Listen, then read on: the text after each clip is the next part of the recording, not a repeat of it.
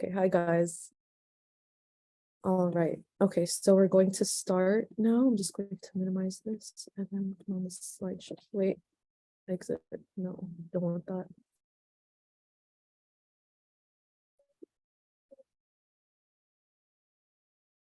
Okay, whatever. Okay.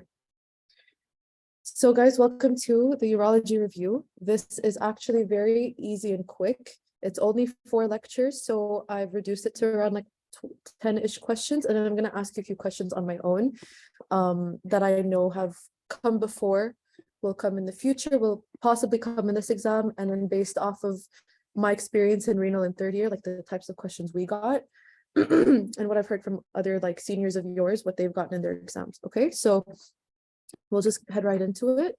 So we're going to be covering the stone diseases, basically kidney stones, nephrolithiasis, fertility very briefly, and genitourinary oncology. And after some of the questions, I've included explanation slides that I took from Dr. Dani Rabah, who was the professor surgeon who taught you guys urology. All right. So for our first question, who would like to read? I would like one of you guys to read out loud, if you don't mind. Otherwise, if you guys really don't want to, I can read it. What would you guys prefer?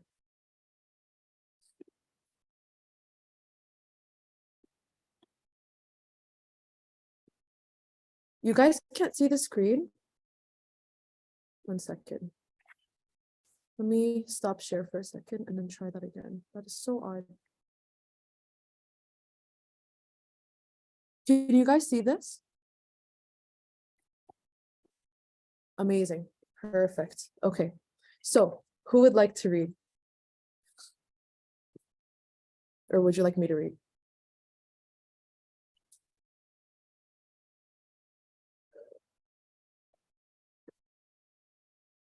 Okay. I guess I will take that as I will read. Okay. So basically, a 16-year-old boy is brought to the emergency department because of severe left flank pain and nausea for 3 hours. The pain is colicky and radiates towards his left groin. He drinks multiple glasses of iced tea every day. He has had similar episodes of abdominal pain in the past. His maternal uncle has had similar history of abdominal pain. His temperature is 37.1, pulse is 103, blood pressure is 108/72. Examination shows soft and non-tender abdomen. The left costovertebral angle tenderness is present, and an X-ray of the abdomen shows no abnormalities. Urinary cyanide nitroprusside test is positive. So further evaluation of this patient is most likely to show which of the following. So what do you guys understand from this question so far? Okay, so somebody went ahead and they're saying the answer is F. Okay, Shayma, why are you saying F? What's the reasoning? Let's see the important points.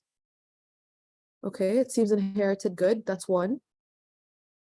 I actually would have that highlighted. I don't know why on Amboss they don't have that highlighted. That is important.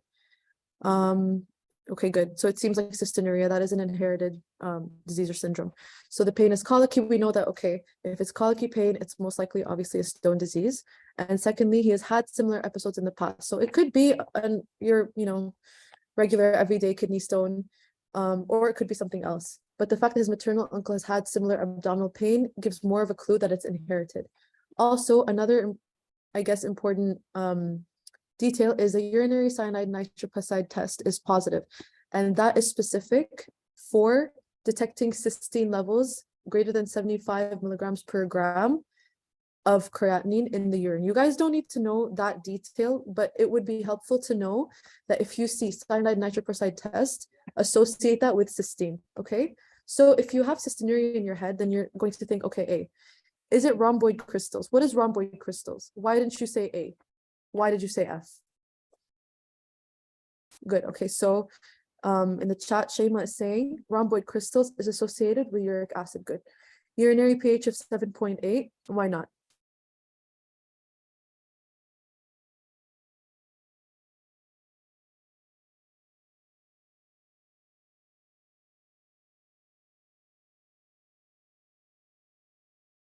Good. So you said struvite. So basically, a urinary pH of 7.8 is more basic rather than acidic, right?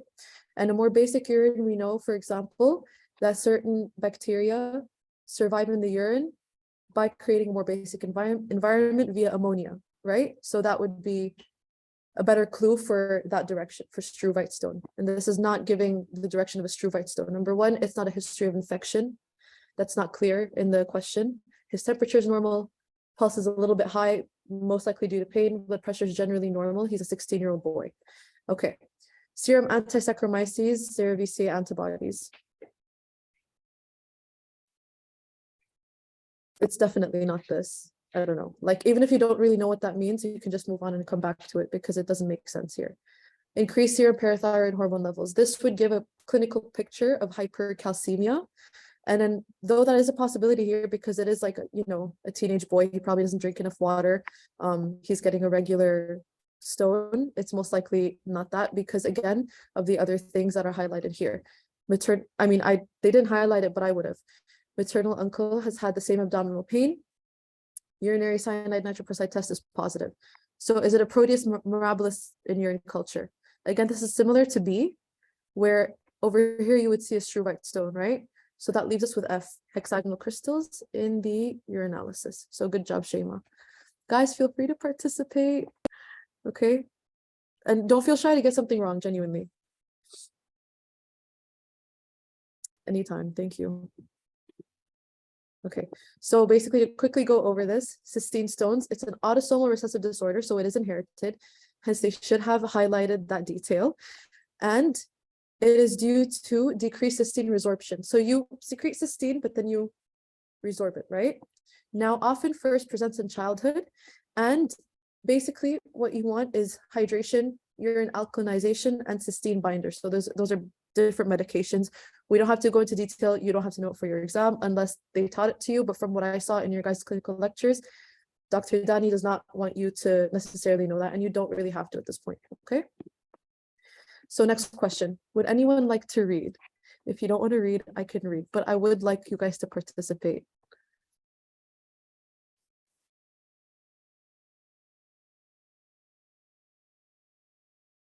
I'll read it if you guys prefer that. Okay, so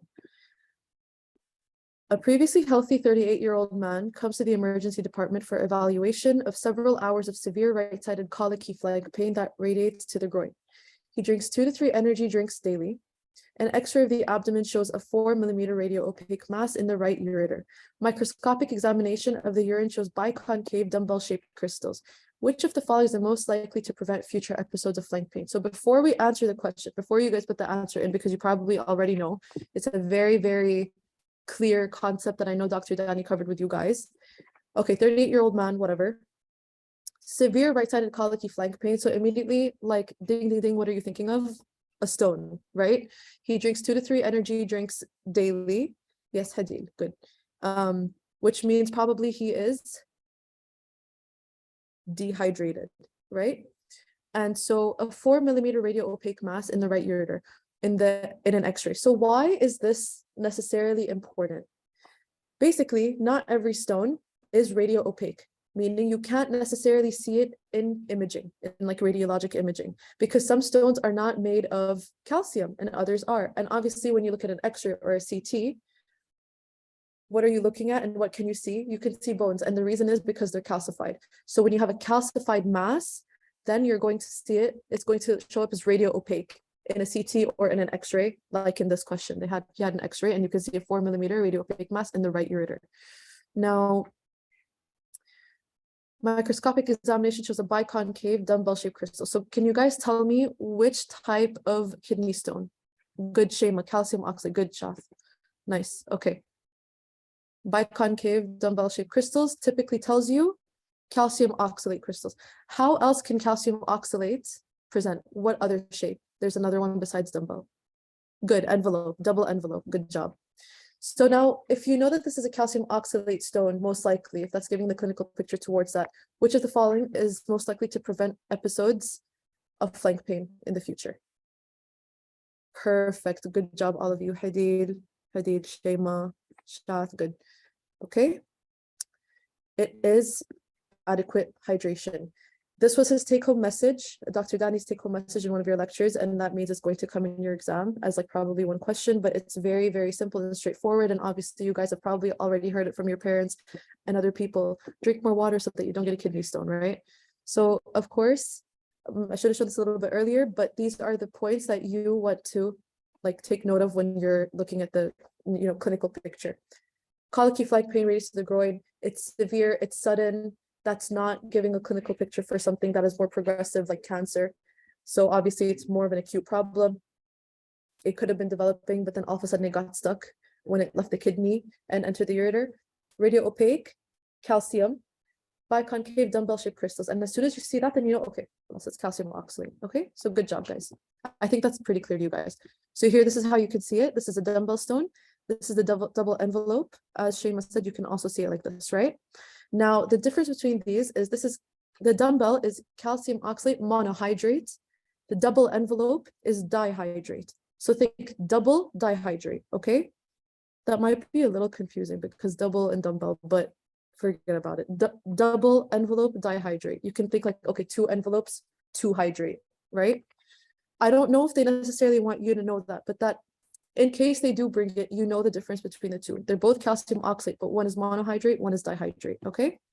So again, the prevention is increased fluid intake. You want to produce urine output of around 2 liters per day. Oops, sorry. Yep. Glass of lemonade per day, so something more acidic. Citrate binds with calcium.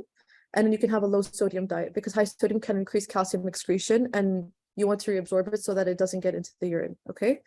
This also aids in bone strength. So, question 3, and I can go ahead and read. Is one more serious or doesn't matter? I don't think that it matters, honestly. I think that you can see it either or. It's more of like the chemistry and the chemical reaction, the actual urine. But I don't think so, no. I haven't read anything, at least, like in the time that I have studied it, like in 3rd year, 4th or 5th, okay? So basically, one of the students was asking me, is one more serious than the other? Is like calcium oxalate monohydrate, for example, more dangerous than dihydrate or vice versa? And I answered basically no, or not necessarily. They're just both calcium oxalate and depends on the, chemical reactions that occur in the urine. Because remember, there are a lot of like electrolytes and other compounds in your urine that you're excreting, right? So that's all. All right, next question. An obese 63-year-old man comes to the physician because of 3 episodes of red urine over the past week. Hematuria. During the past month, he has also had recurrent headaches and intermittent blurry vision. He has benign prostatic hyperplasia. He works as an attendant at a gas station. The patient has smoked 1 pack of cigarettes daily for the last 40 years. He does not drink alcohol. Current medications include tamsulosin. His temperature is 37.4, pulse is 90, BP is 152/95. Examination shows a flushed face. Cardiopulmonary examination shows no abnormalities. The abdomen is soft and non-tender. Digital rectal examination shows an enlarged prostate with no nodules. The urinalysis, blood is 3 positive, glucose is negative, protein is negative, WBCs is 1 to 2, RBCs are 40 to 45, which is very high, and RBC cast, none. So which of the following is the most likely diagnosis? So before I show you guys the options, and I know you probably already know it in your head, what is the first thing that comes to your mind? What is the diagnosis for you?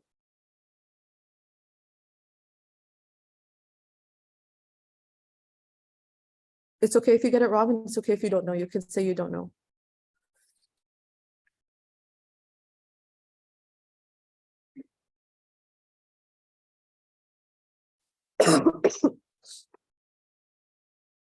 RCC, renal cell carcinoma, okay. Good. That's a good educated guess, definitely. So let's break down the question like one by one by the details. So 63-year-old man, so he's 63, male. He has had 3 episodes of red urine over just the past week. That's gross hematuria. If you can see proper red urine, it's a gross hematuria. There's like, he's actively basically bleeding to the urine. Even if it's not like massive amounts of blood, he's still bleeding to the urine. You don't see RBC casts, but you do see RBCs, like fresh blood. Okay, that's different from microscopic hematuria that can happen in other, like for example, membranoproliferative glomerulonephritis or other kidney diseases and chronic kidney disease possibly. It's sorry. etc. But you don't see that here, right? You see gross hematuria. Sorry, guys. I'm getting over a flu. He also has recurrent headaches and intermittent blurry vision. Now, this can maybe throw some people off, but if you think about it, and let's just say you're thinking, okay, he has hematuria, he's having a headache and intermittent blurry vision, and then later in the question, it says that he is flushed, like he has a flushed face. He has a history of smoking, and he worked at a gas station. So Hadil mentioned RCC, renal cell carcinoma. Let me show you guys the options now. So these are the important things: red urine, smoked, gas station, recurrent headaches, intermittent blurry vision, gross hematuria, RBCs of 40 to 45, flushed face. Now these are your options. What would you say? Okay, so Hadil goes with transitional. What do other people say?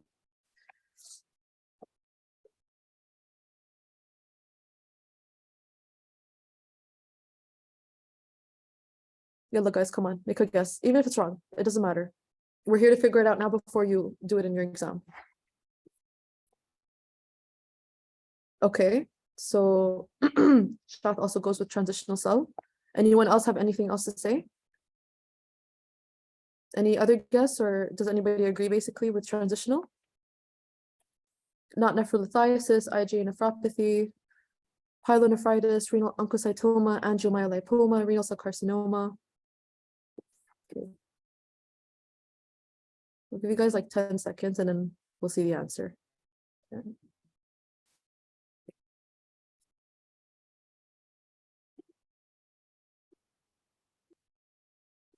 Okay, so the answer is renal cell carcinoma. And I'll explain to you guys why. You're not wrong for thinking that it might have been a transitional cell bladder carcinoma. That's a very valid guess. But going back to this question over here, the reason that we are more likely to say renal cell carcinoma rather than transitional cell bladder carcinoma or any type of transitional cell carcinoma is number one, recurrent headaches, intermittent blurry vision. No, it's not the age, because the age can be for both transitional or renal cell carcinoma. But what we're looking at over here is, okay, gross hematuria, sure, definitely. Bladder cancer, it does happen. But why don't we say bladder cancer? Why not transitional cell? Why do we say renal cell carcinoma? Because when you see recurrent headaches and intermittent blurry vision and you're seeing red urine, you're going to think, okay, why is he having recurrent headaches, intermittent blurry vision? Why is his face flushed? Why is there more blood flow to his face? Basically, in renal cell carcinomas, you can get a paraneoplastic syndrome type of thing where you have increased erythropoietin production and hence you have more red blood cells. And when you have more red blood cells, you can have more like coagulopathies occur. You can get headaches because of the increased pressure in your blood vessels. You can get intermittent blurry vision because there's too many red blood cells. It increases the viscosity of your blood.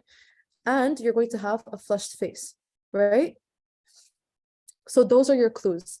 You don't have increased EPO production in bladder cell carcinoma because EPO, again, tell me guys, where is EPO produced? In the liver, in the kidneys, in the bladder, in the lungs, where? In the kidneys, good, exactly.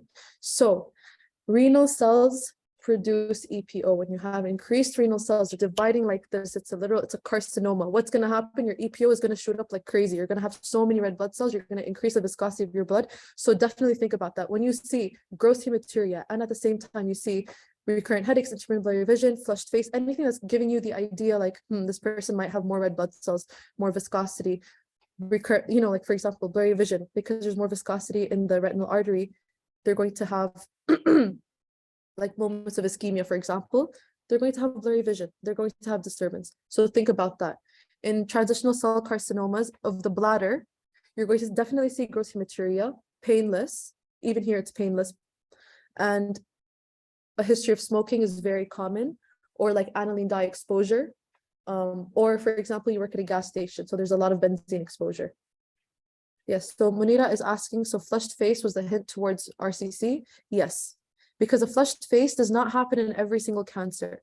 A lot of people, for example, will come to you with the type of cancer and they're going to look perfectly fine from the outside, besides obviously some constitutional symptoms. Sometimes some cancers don't even present with that. Most of the time, for example, like bladder cancer, won't necessarily present with the regular constitutional symptoms. People will be perfectly fine, but they'll be like, hey, I'm peeing blood and a lot of it. Why? But I'm not feeling any pain. But they're perfectly fine otherwise. People with RCC will not necessarily know they have a cancer growing inside them. They might not even lose weight because of how rapidly the cancer grows itself. So when you see that, okay, they've smoked, obviously you're going to do imaging, you're going to find out, right? So Hadil is asking, how is being a gas station attendant significant? Well, basically at a gas station, what are you always exposed to, especially if you're an attendant and you work there? Benzene. And benzene is linked to quite a few cancers and causing DNA damage, and specifically in RCC and even in bladder cancer. So like aniline dyes, same thing. I think they have a benzene ring. That's why it's harmful. Like if there's prolonged exposure or recurrent exposure, etc. So yeah. So that's like your thing that you need to know for this. RCC can present with basically polycythemia, right? Polycythemia vera, because you have increased RBCs. Do you guys remember that from hem-onc, polycythemia vera, increased EPO? You can see it in renal cell carcinoma, okay? You're not going to see it in bladder cancers. You're not going to see it in transitional cell cancers because transitional cells don't create EPO. All right? And another thing that I wanted to say, in transitional cell cancers in the ureter, you're going to see obstructive symptoms. You might even see post-renal azotemia, okay? That's not shown over here. And in the bladder, you might even have obstructive symptoms, but again, painless hematuria, you're not going to have the flushed face necessarily. Wouldn't the abdomen be palpable with RCC, like a palpable abdominal mass? Yeah, you can, but they didn't say that here, right? You can definitely see that. But you don't, okay, let me clarify. You definitely can, you don't always see it though. Even like, for example, in the hospital, I remember when I was like rotating through urology, RCCs sometimes you cannot necessarily feel them. You can only feel them when they get to a certain size. All right, so you still, when you see these things, basically the main thing that they want you to know is from this question is not like, okay, they felt something, it's definitely RCC. But let's just say they do have an RCC, but you can't necessarily feel it yet because it depends on also like the direction that the tumor is growing in. What points you towards RCC? It's the fact that he has basically polycythemia vera as a paraneoplastic syndrome because RCCs increase EPO. This is a very high yield concept, and I am pretty sure you're going to get one question on this in your exam. And if it doesn't come in your exam now, it's definitely going to come in the USMLE, and it's definitely going to come in your exams later. So it's very important to know. Okay. But the flushed face is a perineoplastic aspect of the disease. Basically, yeah, the flushed face, like if you guys remember from hem-onc, a flushed face can happen in polycythemia vera because of the increased RBCs, right? There's more blood basically. And because you have more blood, more RBCs, your face is going to look flushed. That's all. That's the only, like the flushed face is not specifically like, oh, he has an RCC, he's going to have a flushed face.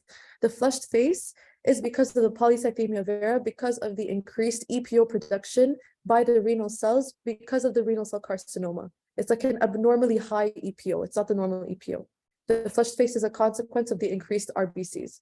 They might have, for example, the intermittent blurry vision, they might have the headaches, they might not necessarily have a flushed face, but most of the time they will, just because it's a more noticeable thing. And they're more likely to have a flushed face than have eye problems or headaches. All right, I hope that clarifies. And if it doesn't, then just feel free to ask, okay? Like again later. So the clinical features, hematuria, loin pain, and a mass. You don't always feel pain, but you can feel pain when it gets to a certain size, okay? Other presentations, you can definitely have pyrexia of unknown origin, aka fever of unknown origin. You can have hypertension, and that is because increased RBCs, increased viscosity, increased pressure, right? Polycythemia due to EPO production, and you can have hypercalcemia due to production of PTH-like hormone. Did he have hypercalcemia in the question? Did it mention that? It did not. Okay, but that's another clue for you guys. That can be a bit confusing sometimes because if you have like mets, like metastasis of any cancer to the bone, it can also present like that. So anyway, a good few details to know is more common in males than females. It's approximately 2 to 1, but that does not mean that if you see a female in the question, you should rule out RCC. It's just going to be less likely. Increased incidence in von Hippel-Lindau syndrome pathologically may extend to the renal vein and inferior vena cava, and that is how it spreads to the rest of your body in metastasis. It can metastasize to the brain, to the liver, and to the brain, to the liver, to the lungs. You're going to see cannonball lesions in the lungs. And he showed you guys that in the clinical lecture. And again, bloodborne spread. It's going to pass through your vein through the IVC. Okay. This is basically what it will look like in a what do you call it, in a CT. Over here, I guess it's showing bilateral, but I got this exactly from his lecture, from Dr. Dani's lecture. So you can see the tumor necrosis and hemorrhage. This is what it's going to look like. It's a very aggressive tumor. So it's growing so quickly, the blood supply does not catch up, and that's where you're going to have tumor necrosis, if you guys remember that from POD. I know people hate it when you say like, oh, if you remember from POD, but I swear that block had so many good details that you do need to know for your current blocks as well. So yeah, tumor necrosis and hemorrhage, okay? This is what it looks like grossly in person. You see all the tumor necrosis and hemorrhage over here. This is hemorrhage, hemorrhage, necrosis, hemorrhage, and necrosis over there, okay? All right, moving on. I'm going to read the next question. Do you guys have any questions about the previous question? Because it is an important thing, and we did cover quite a few concepts.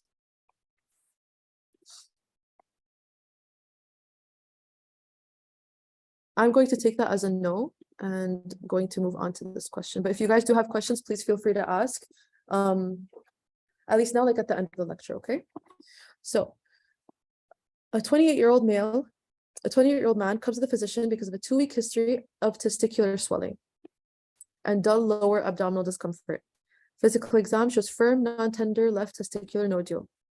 Ultrasonography of the scrotum shows a well-defined hypoechoic lesion of the left testicle. The serum studies show an elevated beta HCG concentration and a normal alpha fetoprotein concentration. The patient undergoes a radical inguinal orchiectomy. The histopathologic examination of the surgical specimen shows a mixed germ cell tumor with invasion of adjacent lymphatic vessels. Further evaluation is most likely to show malignant cells in which of the following lymph node regions. So this is more of like an anatomy-based question. Now, we know that this person has a germ cell tumor in their testicle. So they're asking, where is it going to spread? Like through which lymph node region? What do you guys think? So Shema is saying E, para-aortic. Does anybody have any other guess or any other like reasoning for any other question, any other answer?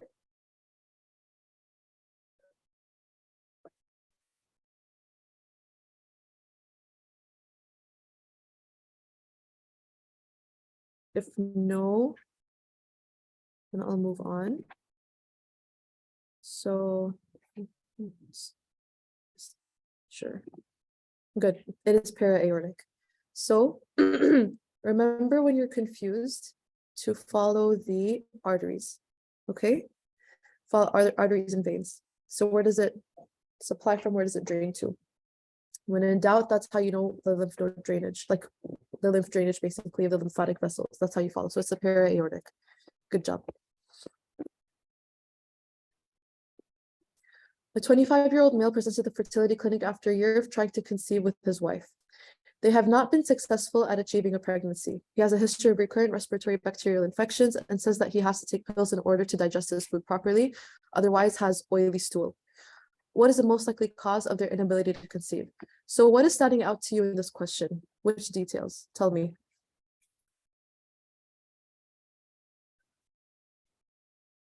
Oily stool, okay. Why? Pills, sure.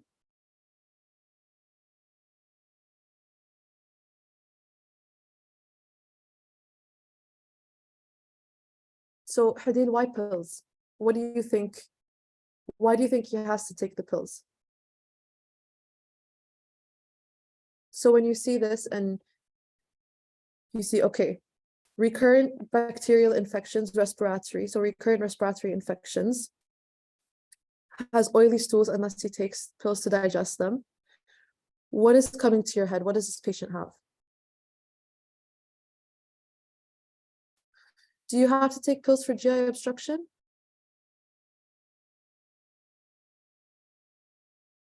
Don't think too much about GI. That's your next block.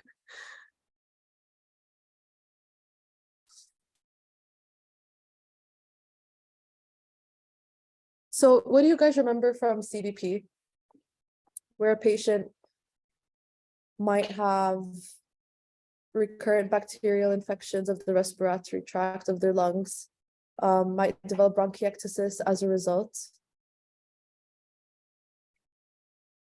Good, Shema, cystic fibrosis. Do you guys understand? It's okay if you say no. It's perfectly fine. I can explain more.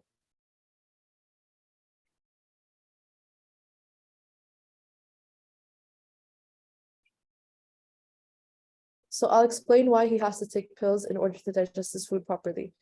And the reason is in cystic fibrosis, because it's a CFTR gene mutation that does not only affect secretions in your lungs, it affects secretions in your pancreas. So you can't develop pancreatic secretions and get the lipase into your gut, right? And if you cannot develop enough lipase, what's going to happen? You're going to have steatorrhea. So that's why he has to basically he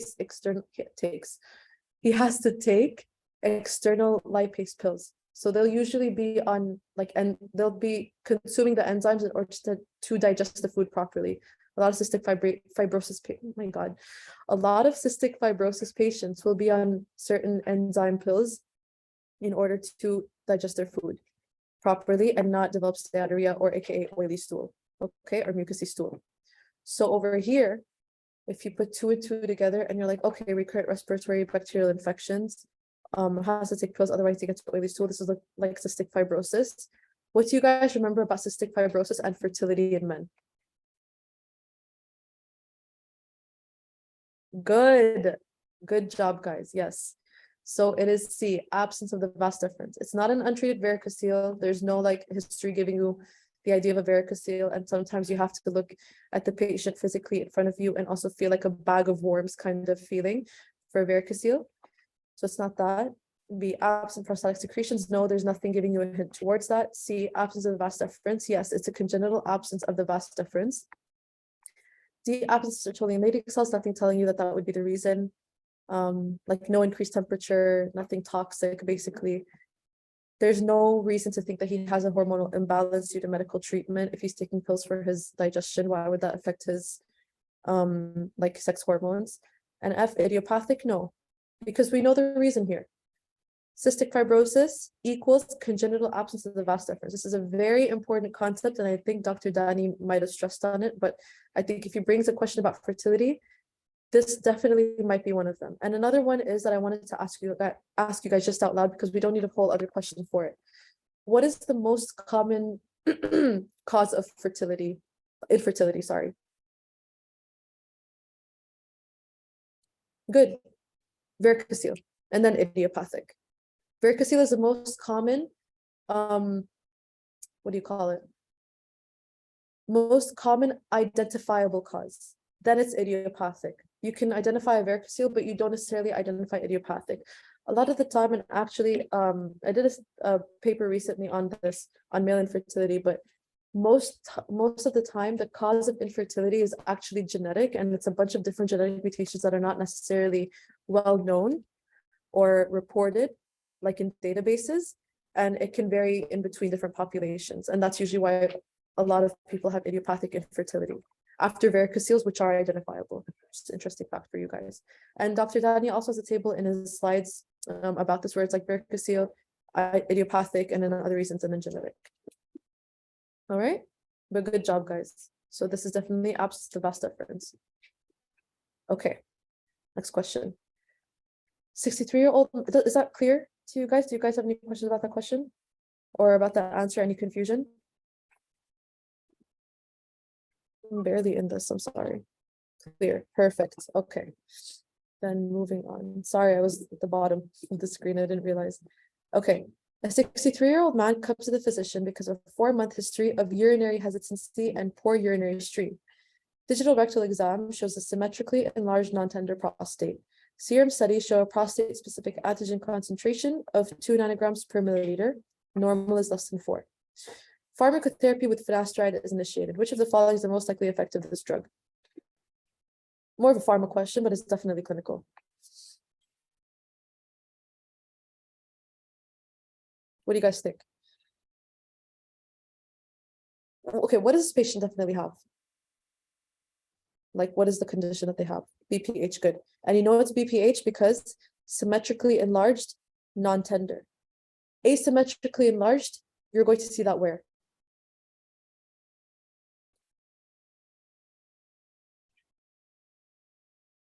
Yes, in prostate cancer.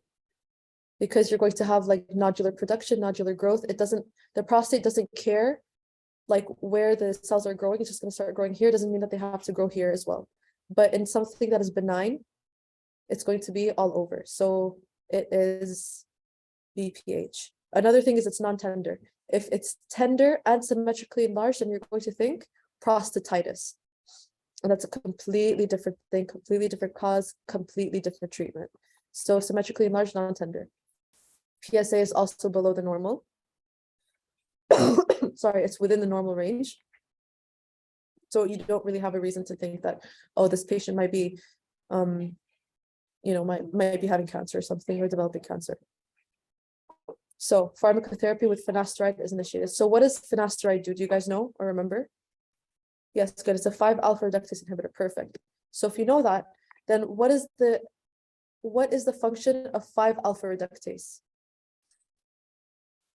Yes, shrinks the prostate. Basically, 5-alpha reductase makes testosterone active. So testosterone into dihydrotestosterone, right? DHT.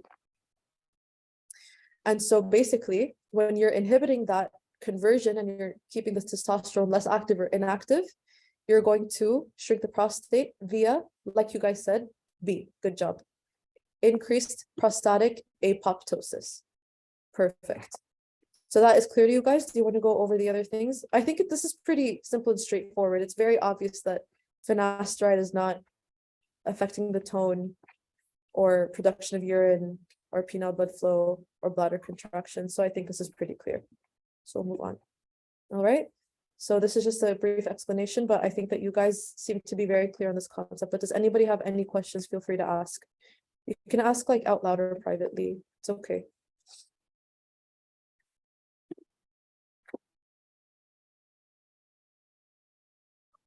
All right, then moving on. So now I'm going to ask you guys a few OSPE style questions, because judging based off of my own exam in renal in third year, a bunch of the questions that were focused on from the clinical lectures that, what I personally felt was they sometimes show up in the OSPE quite a bit, and they can definitely show up for you guys. So I'm going to go over a few concepts with you guys quickly, and then we're going to be done, and then we can go over other things if you want to, okay?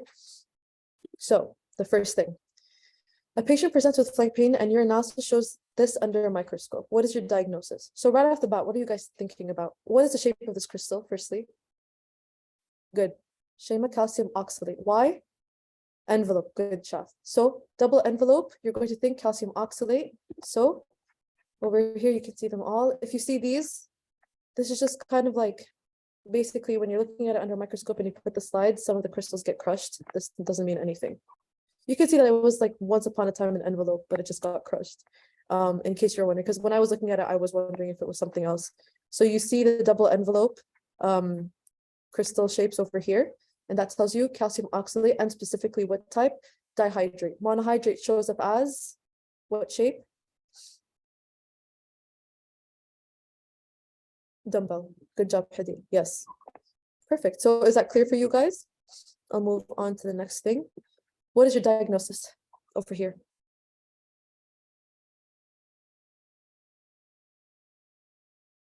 Triple phosphate. Good. Okay. Good. Okay. So you guys are pretty much getting it. So this is a coffin lid shaped crystal. And what kind of stone does it produce? What's the name of the stone? Perfect, Shema. Good job. Struvite stone. So coffin lid shaped crystals produce struvite stones, which are composed of magnesium, ammonium phosphate, or triple phosphate. And this is usually caused by Proteus species or Klebsiella species. It's typically UTI. You'll have a history of infection or fever that point more towards it. And that's pretty much it. Now, to kind of expand on this question, if you see that image of the crystals, which of the other images is this associated with them? Good, you guys got this. Yeah, A. I know it seems like a very simple question, but this is kind of how it will come in your OSPE if it does come, right? You know it's a struvite stone because of these like triple phosphate or magnesium ammonium phosphate crystals caused by Proteus or Klebsiella. And over here, the most obvious thing is Proteus mirabilis, which has like the wavy, forgot what you call it, but the wavy appearance on the agar. This over here, B, what is this? Do you guys remember? It's another cause of the UTI. Swarming, thank you, Munira. Swarming appearance on the agar. This is not Klebsiella. It's another UTI cause. E. coli, good. Yes, E. coli. This is McConkey agar. Remember, it looks pink on McConkey agar. And then over here in C is not as what do you call it? Not as obvious, but this one is Klebsiella pneumonia, but this could also look like other things. So I just wanted you guys to focus on this one. A, Proteus mirabilis. This is the most likely cause of the struvite stone. Okay, good job. Now, diagnose. Yalla. Doctor shows this to you in the hospital. This is how they ask us, by the way, in our rotations. They'll show you this, and what is it? Oh, okay. Besides the horseshoe kidney, yeah. Besides that, that's not what I wanted to focus on. But yeah, sure. I didn't even focus on the fact that it's a horseshoe kidney. That's so funny. Because when I Googled, like I just took this because I saw it. Good. Okay. So it's a stone. Where is the stone? Which side of the patient? Left or right? Remember that. Good. The right kidney over here. And what is it composed of, do you think, if it's showing up on CT? Calcium. Good. You guys got this. It's very simple.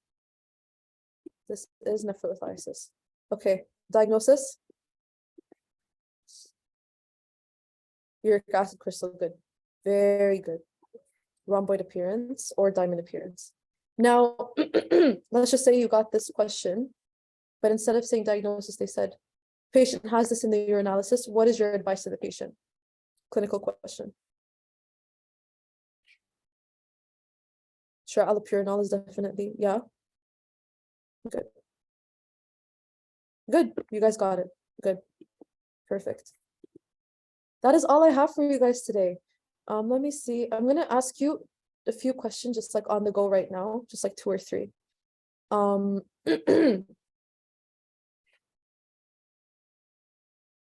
Okay. How do you differentiate between seminomas and non-seminomas?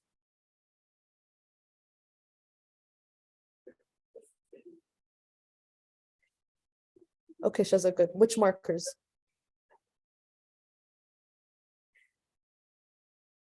Okay, good. AFP, beta ATG, good. Perfect. A patient has a renal cell carcinoma, you tell them, hey, listen, you've got basically this thing. What is the treatment? They're going to ask you, doctor, what's going to happen now? Like, how do we get rid of this tumor? What are you going to do? Let's just say this is a patient, generally healthy, has 2 kidneys. You say, we had to take you in for surgery. What kind of surgery are you going to be doing on this patient? Good, Shah. You're going, and Shema, good. You're going to be doing a radical nephrectomy. If they have both kidneys functioning, radical nephrectomy. When do you do a partial nephrectomy? What are the indications?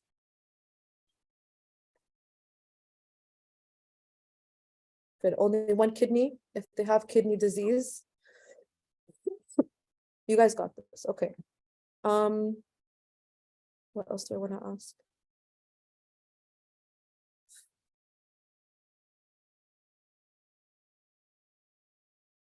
Okay. This showed up earlier. What is a triad for renal cell carcinoma?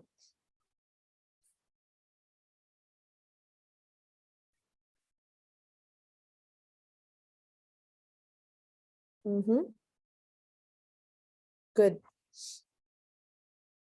Let's go back to it.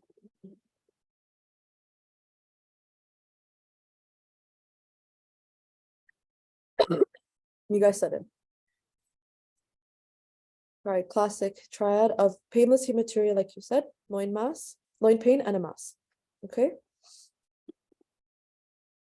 Good. Okay, so I don't think I have anything else for you guys. Is there anything that you guys have any questions about? Feel free.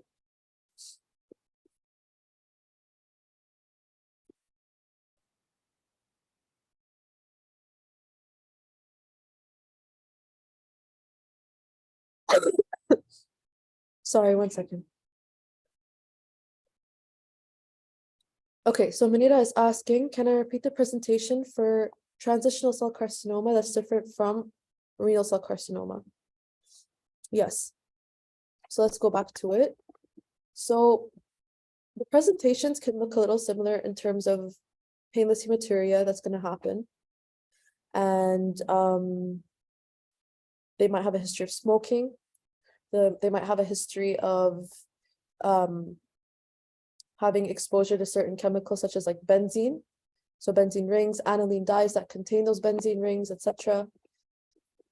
But the reason that you know this is renal cell carcinoma is because of this patient's presentation and just this important concept of having the presence of polycythemia with a renal cell carcinoma.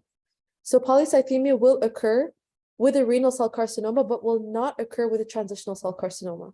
And the reason for this is because you have increased red blood cell production because of erythropoietin, which is produced by your kidneys. That's why, for example, in people with kidney disease, non-functioning kidneys will develop anemia because they have decreased erythropoietin. Over here in a renal cell carcinoma, your renal cells, carcinoma, they are rapidly dividing, meaning there's going to be so much EPO being produced, a lot of erythropoietin, EPO, erythropoietin. You're going to have a lot of RBC production, and all those RBCs are going to enter into your blood vessels from the bone marrow. And because you have so many RBCs, it's going to increase the viscosity of your blood, and increased viscosity means increased pressure. So you're going to have hypertension, and increased viscosity also means you can have more likely like bouts of coagulation or coagulation-like phenomena. So that's why this patient, for example, over here, has the recurrent headaches, the blurry vision, the flushed face. The recurrent headaches can be due to the hypertension because of the increased viscosity, or it can be due to the increased viscosity itself. Intermittent blurry vision, same thing. More likely due to the viscosity, it can cause some like recurrent ischemia in the eyes, right? Flushed face, because you have so many RBCs, you're going to have obviously more oxygen delivery. You're going to have a more flushed face. It's going to look more flushed.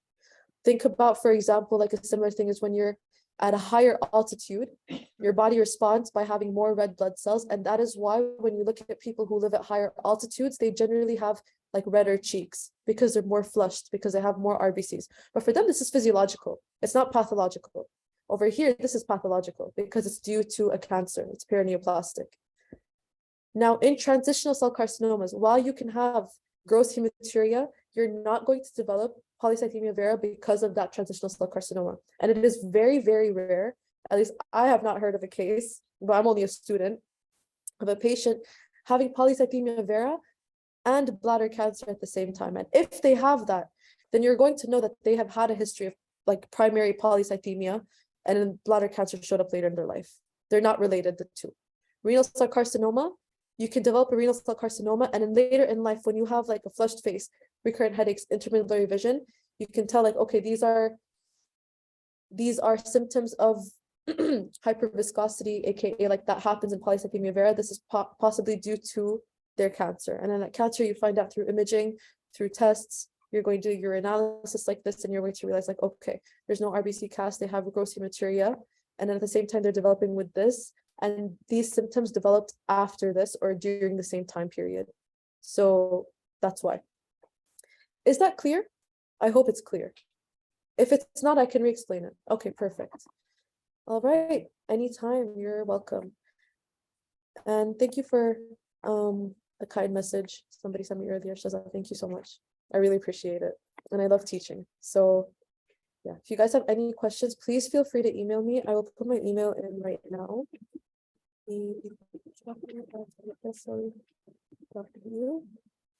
And here is my WhatsApp number. Genuinely feel free to ask me any question at any time before your final. Allah yuwaffakum, like you're gonna do amazing, okay? Anytime, okay. Anytime, guys. Thank you so much. All right.